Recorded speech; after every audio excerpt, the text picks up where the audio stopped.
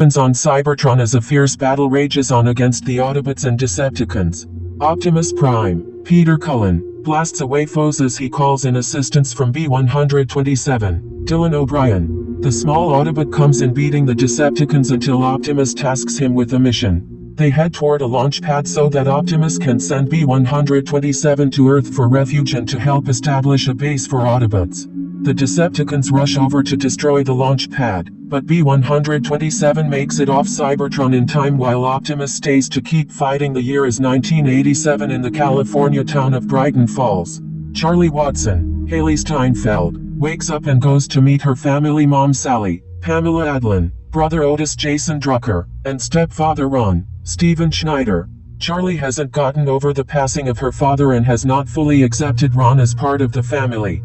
She then goes to work at a carnival where her co-worker Memo Jorge Lindeborg Jr. tries to get her attention because he has a crush on her, but she just ignores him.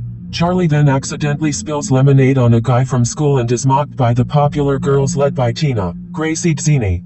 Later at home, Charlie tries to fix up a car that she had been working on with her father, but she becomes discouraged and feels that she can't do it on her own. We cut to a training exercise involving paintballs between Sector 7 agents. Agent Jack Burns John Cena boasts his win to his peers, just moments before they see B-127 come crashing down to the ground. As he rises to his feet, the agents go after the Autobot and chase him until he's cornered. B-127 speaks and says he doesn't want to hurt the agents. However, a real threat arrives in the form of Blitzwing, David Sobolov, who fires upon the agents before chasing after B-127. Blitzwing catches him and demands that he give up the whereabouts of Optimus and the other Autobots. B-127 says he'll never talk, so Blitzwing makes it official by ripping out his voice box and then dropping him down the side of a cliff. He then tries to kill B-127, but the little guy manages to throw a grenade at Blitzwing and use his blaster to obliterate the Decepticon. B-127 grows weaker as his systems start to shut down and his memory core starts failing. He then scans a Volkswagen Beetle before shutting down. Charlie goes by her Uncle Hank's Lencario garage to help out, when she spots a yellow Beetle. Since it's her birthday, she asks for the car. When Hank won't budge, Charlie offers to work at the garage for a year, but Hank relents and lets her take it home. Charlie drives the car home and hides it from her mom in the garage. She notices something fall from the car, so she looks underneath and sees B-127's face. He reacts quick and takes on his Autobot form. Charlie lets him know she is not going to hurt him, and he appears to trust her. Since he can't talk anymore, he makes a buzzing sound, which Charlie says sounds like a bumblebee, so she decides that his name will now be Bumblebee. However, Charlie activating Bumblebee also causes a signal to go out across the galaxy. Two Decepticons, Shatter, Angela Bassett, and Dropkick, Justin Theroux, are interrogating the Autobot Cliffjumper, Andrew Morgado, on Optimus's whereabouts until they get a read on B's signal. Dropkick slices Cliffjumper down the middle as he follows Shatter to Earth. Elsewhere, a redneck couple, Roy, Lenny Jacobson, and Amber Megan Price, argue because Roy spent the rent money on a new car. They look up in the sky to see a falling object, and Roy tries to protect his car, but the object hits a truck. A second falling object comes down and not only destroys Roy's car, but the gas station behind it. Shatter and Dropkick then emerge from the craters and stand before the couple.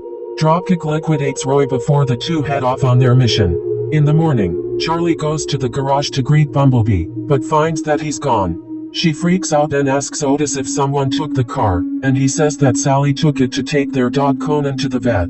Charlie rides her bike and chases after her mom as Bumblebee sticks his arm out, and she orders him to stop.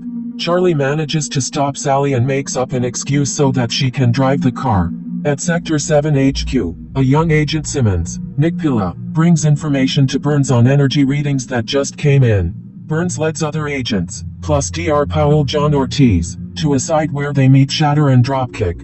Shatter tells the agents that they are there for Bumblebee, claiming he is a fugitive and that he must be captured. Against Burns' better judgment, the agents agree to help the Decepticons track Bumblebee down. Charlie takes B to the beach so that she can let him know that he has to maintain his disguise around anybody who isn't her. She takes him into the woods to try and fix something inside him, and she ends up activating a message from Optimus. which is to remind B to aid in bringing the Autobots to Earth, as well as the ongoing Cybertronian civil war. It triggers a flashback in B for when he was escaping Cybertron as he watched Optimus fight off Shockwave, Soundwave, and Ravage. Charlie brings B home so that she can help him communicate through his radio. She tries a few tapes, like the Smiths and Rick Astley, but B rejects them. Outside, Memo tries to knock on Charlie's door to finally talk to her, but he ends up seeing Bumblebee as an Autobot, and it doesn't help when he transforms into a car right in front of him. Charlie tells Memo not to freak out, and she makes him promise to keep this knowledge between the two of them. The Sector 7 agents allow Shatter and Dropkick to access their technology and create a connected web of information with their own advanced gear. Burns rightfully doesn't trust the Decepticons, and his commanding officer allows him to do what he wants with the bots once they have found and captured Bumblebee. Charlie goes ahead to work on the other car while B watches The Breakfast Club and becomes amused by the famous fist pump shot. He goes for another tape, but he grabs a tape labeled Charlie's Dive Meet. Charlie gets upset and turns it off because that was the last time she saw her father, as he was the one recording it. She tells B that he died of a heart attack and that she never got to say goodbye, and she thinks that fixing the car will be like preserving a piece of him, but she can't fix it and feels helpless. Charlie breaks down as B comforts her. Later on, Memo joins Charlie and B as they head out for the day. They go by a cliffside where Charlie's classmates are hanging out. The guy who she spilled lemonade on recognizes her, but instead for knowing her as a diver. He challenges Charlie to jump off the cliff and into the water, but as Charlie gets ready to do so, she backs out, as she is reminded too much of her father. Tina goes to her car to taunt her and cruelly bring up Charlie's father. Memo then proposes they get revenge. Later that night, they go by Tina's house to throw toilet paper all over it. They show B how to get in on it, but he just throws all the rolls over the house. They then get some eggs to pelt Tina's car with. B manages to throw all the eggs onto the car, but he gets carried away and then proceeds to stomp on Tina's car and completely wreck it. Charlie and Memo hop inside B before Tina comes outside to see that her car is now a pancake. While Charlie is at work, B follows Conan through the doggy door. He ends up inside the house, making a huge mess of things before sticking his finger in an electrical socket, which causes a shortage that blows up the transformers outside.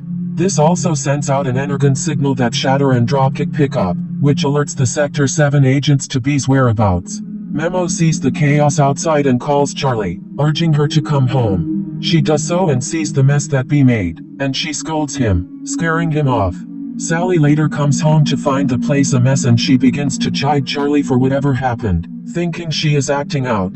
Charlie hits back that she hasn't been able to find happiness and move on since her dad died, unlike Sally. Charlie leaves to find B and has Otis cover for her. She and B are discovered by the agents and are promptly pursued. B tries to protect Charlie, but he gets tased, and so does she. B is taken into Sector 7, leading Charlie and Memo to go rescue him. Shatter and Dropkick pick at B's body until they find the message from Optimus. Once they realize that the Autobots are coming to Earth, they decide to contact the other Decepticons to also come to the planet so they can kill their enemies, along with the humans.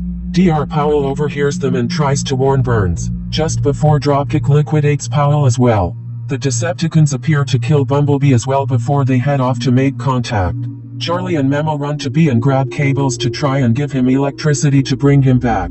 It appears to not work at first, but B rises up and Charlie hugs him. The electric shocks also bring back all of B's memories. The three step outside, only to be confronted by the agents. Burns orders them to fire on B to restrain him. When he sees that Charlie is in danger, B musters up his strength to fight back against the agents. He ends up becoming fueled with rage as he fires back on the agents, severely injuring them until Charlie tells B to stop because she knows he is not a killer. B backs down and takes Charlie with him to go stop the Decepticons. Memo tries to join her, but she tells him to stay behind, and she leaves him with a kiss on the cheek. Otis is forced to tell Sally where Charlie is, so she has Ron drive out to find her. They end up in a chase alongside B and Charlie as they are pursued by more agents. B and Charlie manage to get away while Ron narrowly avoids crashing and getting struck by the other oncoming cars. Otis finds the whole near-death experience awesome until he pukes. Shatter and Dropkick prepare to use a device on a tower to send out a call to the Decepticons. Charlie heads up the tower to remove the device while B fights Dropkick. The Decepticon uses his weaponry against B, but the Autobot grabs a chain and wraps it around Dropkick. With one swift pull, B tears Dropkick to pieces. Shatter then tries to kill Charlie, but B swoops in to save her. Burns also attempts to fly in on his jet during the chaos, but is attacked by Shatter. Before he crashes, B catches his jet and saves Burns. He continues to fight Shatter as Charlie pulls off the device from the tower. Just when it looks like Shatter has the upper hand, B fires a blast that breaks a dam. B grabs Shatter and holds her as a ship crashes into them, destroying Shatter and sending B to the bottom of the water. Charlie dives in and helps him out. Burns finds them and allows them to leave, now having respect for Bumblebee. Charlie brings B just outside of San Francisco to part ways, knowing that B's fellow Autobots need him just as Charlie has people there that need her. She tearfully says goodbye to B, and he hugs her back. He then scans a Camaro and takes that form before he heads off. Charlie returns home where a crowd is gathered after the events that happened. She reunites with her family, hugging Sally, sincerely thanking Otis for letting his parents know where she was, and showing Ron some respect. Memo then joins her and tries to hold her hand, but she tells him they're not quite there yet. Optimus meets Bumblebee on Earth where he tells his leader his new name as they await the arrival of the other Autobots. Meanwhile, Charlie finally fixes up her dad's car and takes it out for a spin. In 1987, the Autobot B-127 arrives on Earth in the middle of the war on Cybertron, having been sent by Optimus Prime to seek refuge for the other Autobot.